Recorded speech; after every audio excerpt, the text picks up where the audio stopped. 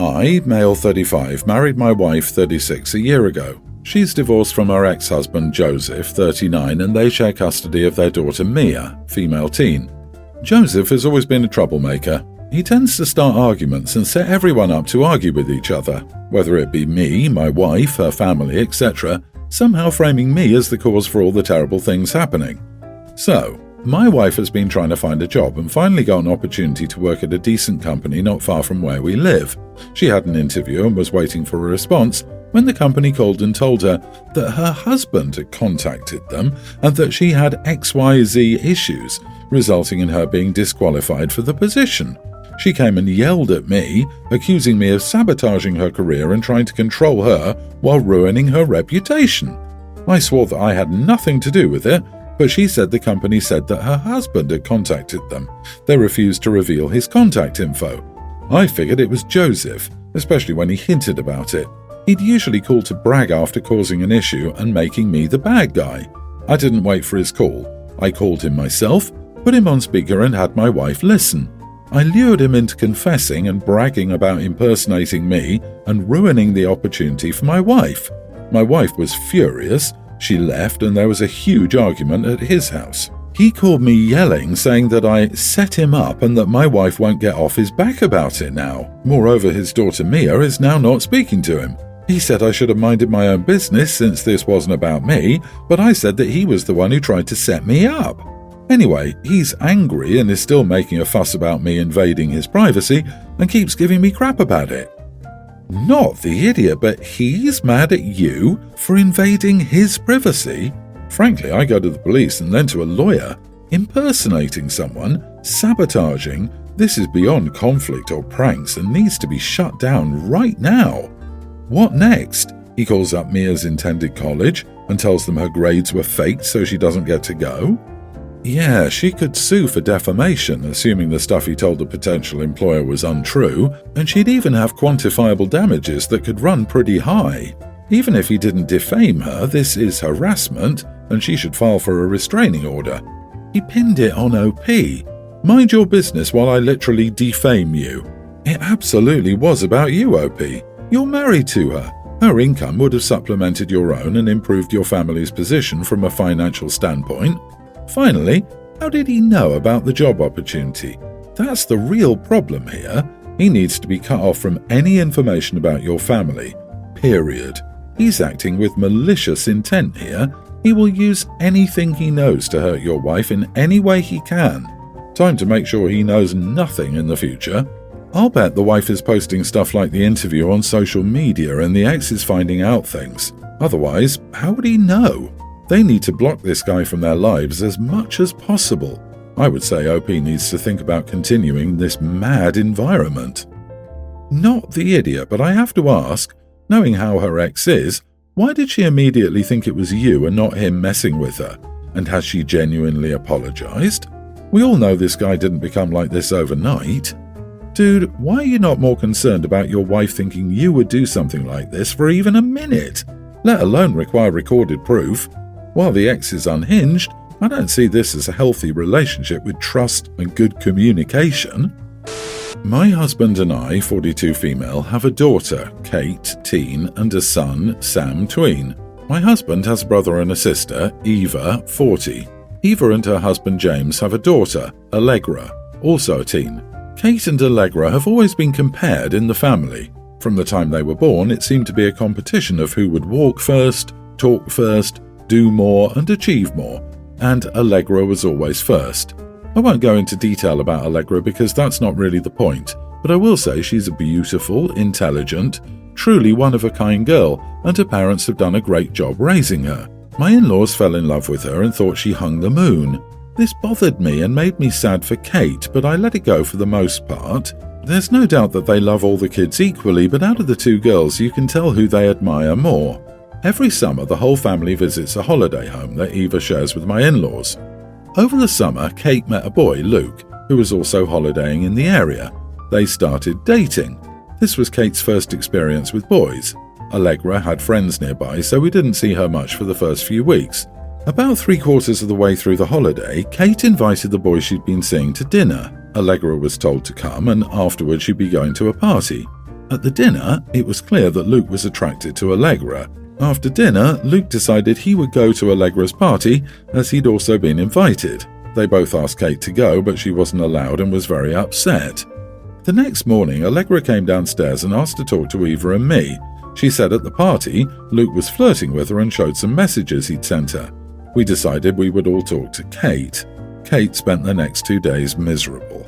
When she finally came out of her room, Kate was caustic, and everyone was getting a bit fed up with her attitude.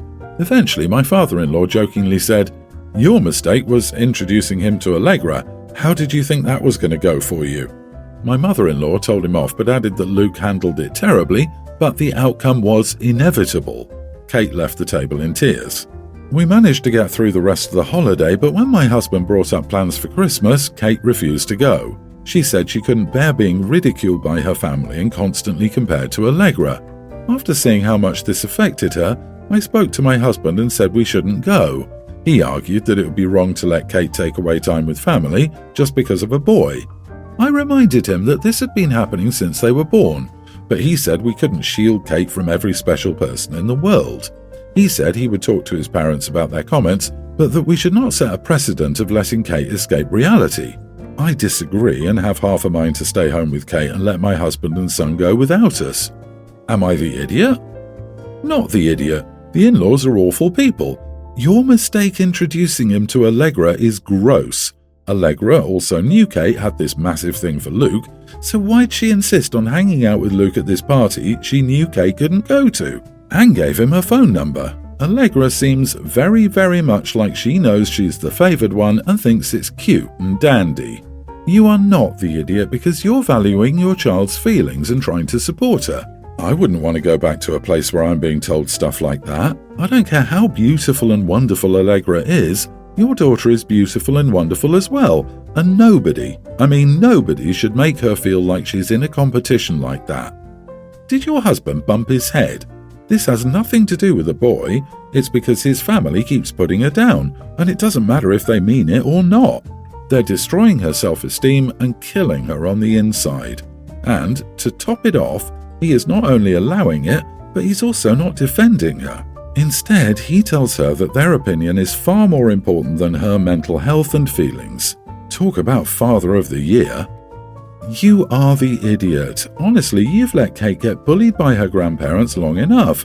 You probably should have put your foot down before it got to this point. But what they said after the Luke incident was insulting and entirely unacceptable. At this point, I can't blame Kate if she didn't want a relationship with her grandparents anymore. She's been torn down by them her whole life and not had people standing up for her. My husband, 37, has a vasectomy scheduled for next Friday. He went in for a consultation about 2 months ago, and this was the earliest they could schedule the actual procedure on a Friday. He didn't talk to me about scheduling this or whether or not it conflicted with anything already on our schedule. He just said he picked the first available appointment on a Friday because he wants the weekend to recover without having to take extra days off work.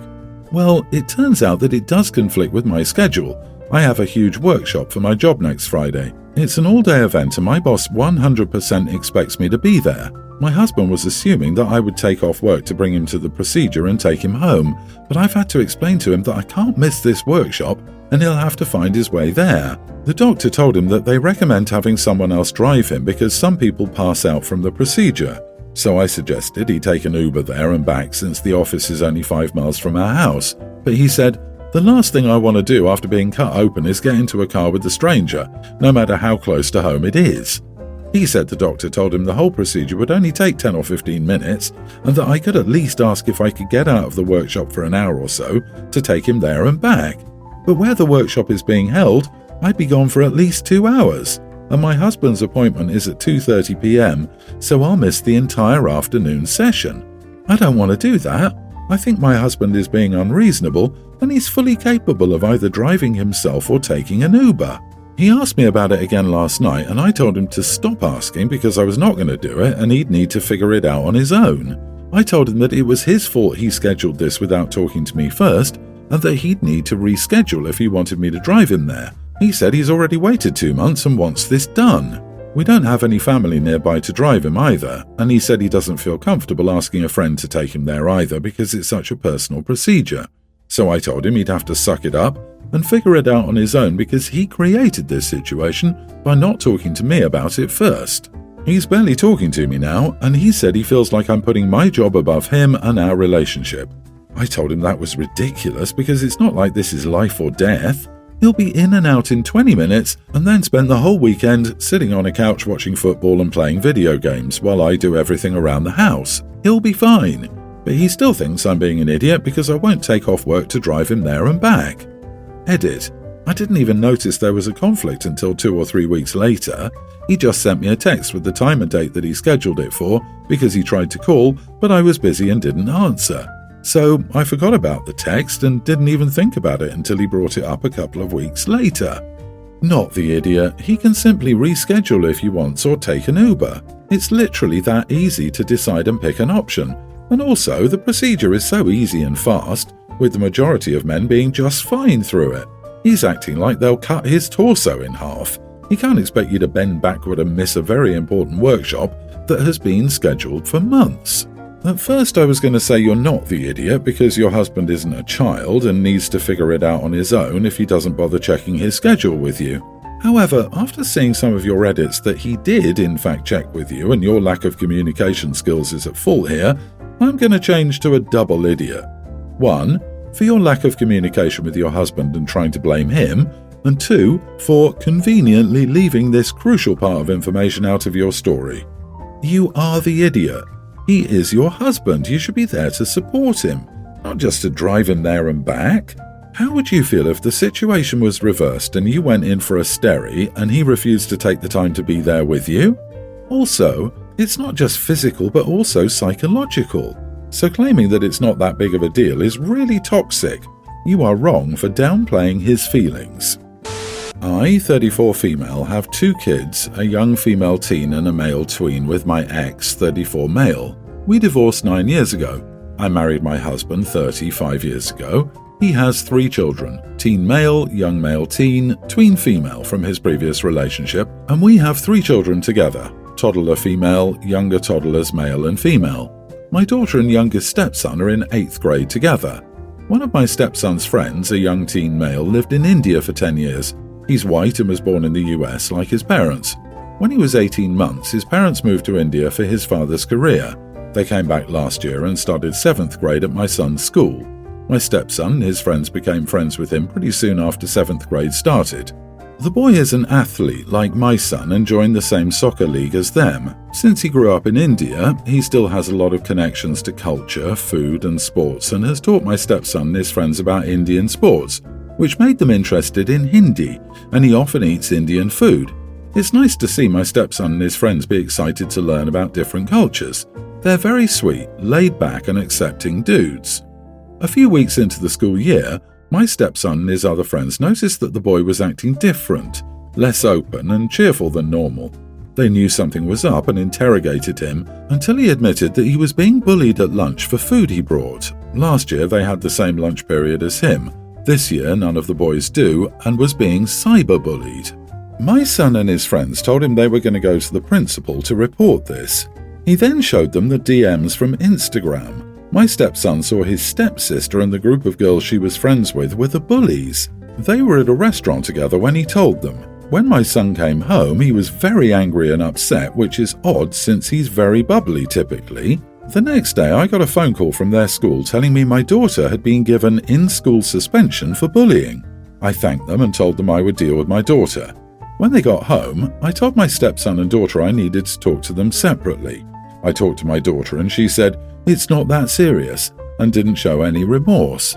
I then spoke to my stepson, who was crying and very upset. I calmed him down and thanked him for stepping in for his friend.